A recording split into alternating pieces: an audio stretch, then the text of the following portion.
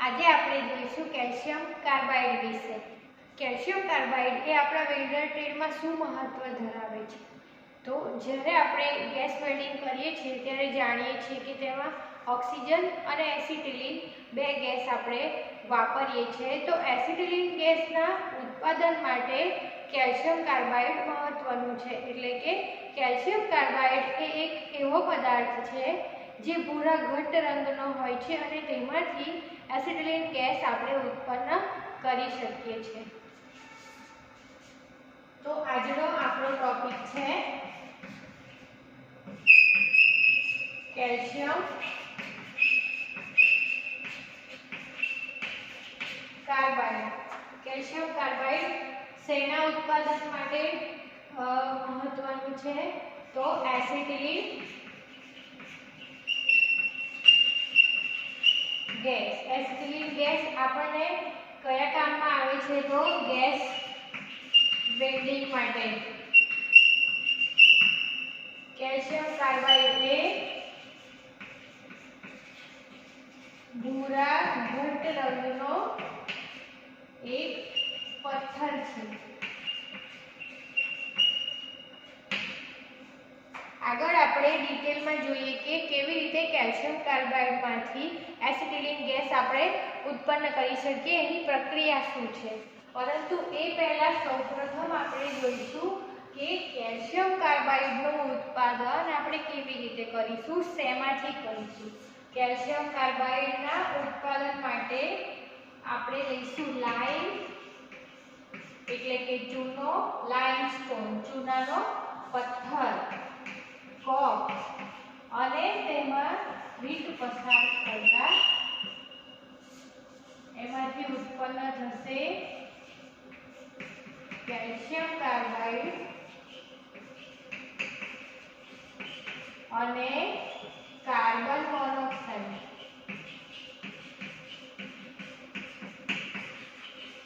Calcium carbide ઉત્પન્ન કરવા માટેનું આ કેમિકલ રિએક્શન છે। આ પ્રક્રિયા થોડો કેમિસ્ટ્રી તરફ જઈ રહ્યો હોય તેવું લાગે છે। તો આની પ્રોસેસ આપણે જોઈએ કેવી રીતે કેલ્શિયમ કાર્બાઇડ આપણે લાઇમસ્ટોન અને કોકમાંથી હીટ પસાર કરીને મેળવીશું। તો સૌપ્રથમ એની માટે જરૂરી છે એક વિદ્યુત ફર્નેસ એટલે કે ઇલેક્ટ્રિક ફર્નેસ। તો આ છે આપણી ફર્નેસ, ભઠ્ઠી।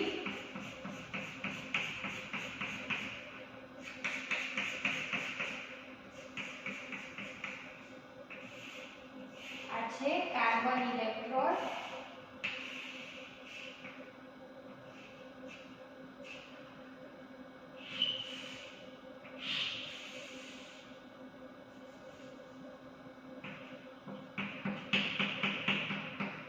મિશ્રણ શેનું હશે?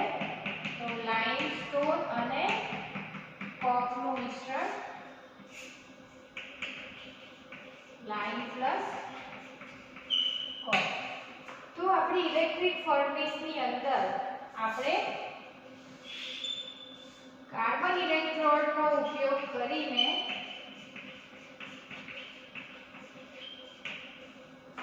ઇલેક્ટ્રિસિટી પાસ જ્યારે કરીએ ત્યારે લાઇમ અને કોક બંનેમાંથી હીટ પસાર થવાના કારણે બંને વસ્તુ ઓગળી જશે અને શેમાં રૂપાંતરિત થશે? તો મોલ્ટન કેલ્શિયમ કાર્બાઇડ। અહીંયા આપણને ઇગ્નોટમાં મળશે મોલ્ટન કેલ્શિયમ કાર્બાઇડ।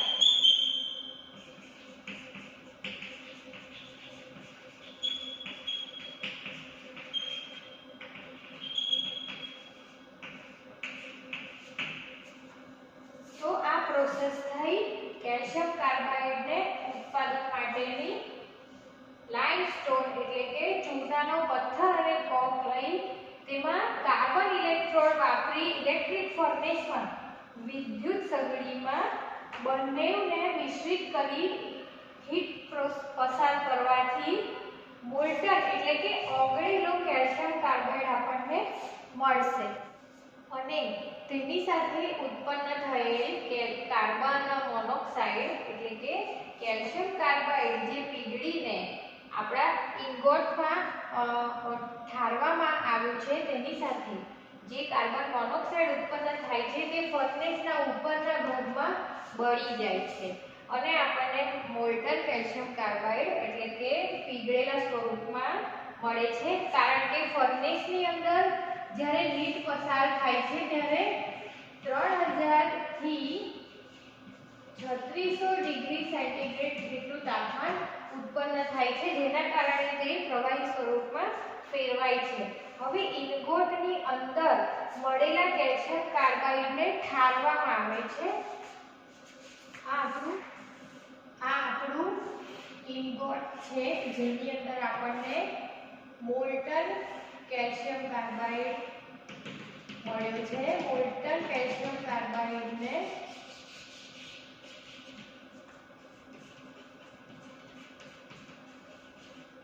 ઇંગોટની અંદર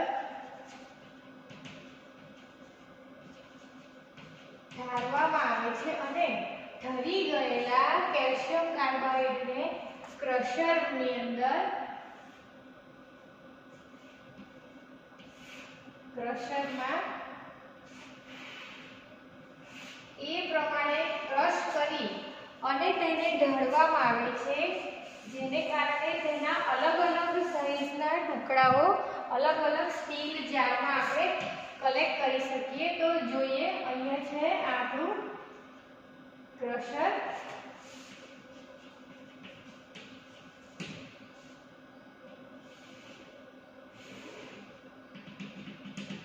જેમાં કેલ્શિયમ કાર્બાઇડ જે ઠરી અને આની અંદર ક્રશ કરવા માટે એડ કર્યું છે. તો આ ઇગ્નોટ ક્રશરમાં એવી રીતે ઢાળવામાં આવે છે જેથી કરીને તેને અલગ અલગ સાઈઝના ટુકડાઓ આપણે સ્ટીલ જાર કન્ટેનરમાં કલેક્ટ કરી શકીએ. જોઈએ આકૃતિ દ્વારા કે કેવી રીતે ક્રશરમાંથી આપણે એને ઢાળીને અલગ અલગ સાઈઝના ટુકડાઓ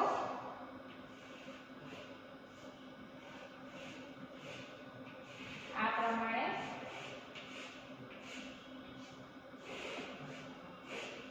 ના કન્ટેનરમાં અહીંયાથી જે ફ્લો આવશે ક્રશ થયેલા ટુકડાઓનો એ આ ઢાળ પ્રમાણે નાનાથી મોટી સાઈઝમાં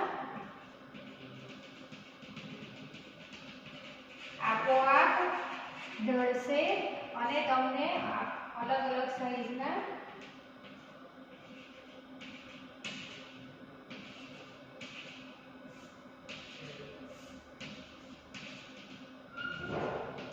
ટુકડાઓ મળશે. અહીંયા આપણે કલેક્ટ કરવા માટે હશે આપણી પાસે સ્ટીલ જાર કન્ટેનર જે એર ટાઈટ હશે, જેમાં અલગ અલગ સાઈઝના ટુકડાઓ આપણે કેલ્શિયમ કાર્બાઇડના કલેક્ટ કરી રાખીશું. તો આ પ્રમાણે કેલ્શિયમ કાર્બાઇડનું ઉત્પાદન થાય છે, જેમાંથી આપણે એસિટિલિન ગેસ મેળવીશું. આ ઢાળ પ્રમાણે નાનેથી મોટી સાઈઝના કેલ્શિયમ કાર્બાઇડના ટુકડાઓ આપણે સ્ટીલ જારમાં કલેક્ટ કરી લઈશું, એર ટાઈટ સ્ટીલ જારમાં. તો પ્રક્રિયા ફરીથી એક વખત આપણે સમજી લઈએ. કેલ્શિયમ કાર્બાઇડ જે આપણા લેસનનો ટોપિક છે, તો કેલ્શિયમ કાર્બાઇડ સાથે આપણા વેલ્ડર ટ્રેડ માટે જાણવું ઇમ્પોર્ટન્ટ છે, કારણ કે ગેસ વેલ્ડિંગની અંદર જે એસિટિલિન ગેસ આપણે વાપરીએ છીએ તેનું ઉત્પાદન કેલ્શિયમ કાર્બાઇડમાંથી કરવામાં આવે છે. પરંતુ આપણે સૌપ્રથમ એની માટે શું જોયું કે કેલ્શિયમ કાર્બાઇડ કેવી રીતે ઉત્પન્ન થાય છે. તો લાઇમ અને કોકના એક સરખા મિશ્રણમાંથી હીટ પસાર કરતા શું મળશે આપણને? કેલ્શિયમ કાર્બાઇડ અને કાર્બન મોનોક્સાઇડ.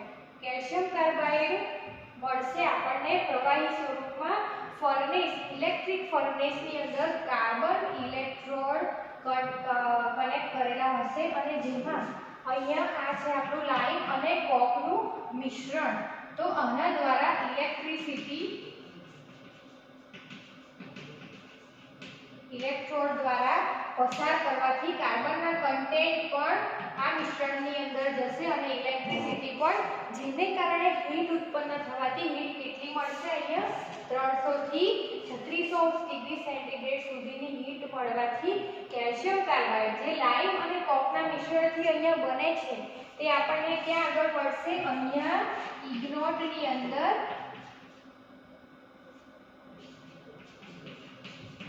પ્રવાહી સ્વરૂપમાં, બરાબર, ઇગ્નોટની અંદર મળશે મોલ્ટન કેલ્શિયમ કાર્બાઇડ એટલે કે પ્રવાહી કેલ્શિયમ કાર્બાઇડ, જેને ક્રશરની અંદર અહીં આગળ આપણે કેલ્શિયમ કાર્બાઇડને ઠારીશું.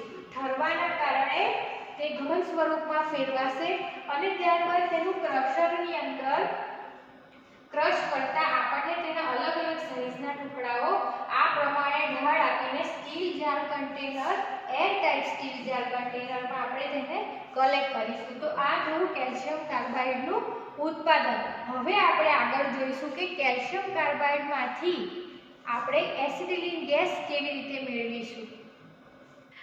આગળના આપણા એસિટિલિન ગેસ જનરેટરના વિડીયોથી તમે સમજી શકશો કે કેલ્શિયમ કાર્બાઇડમાંથી એસિટિલિન વાયુનું ઉત્પાદન કેવી રીતે થાય છે.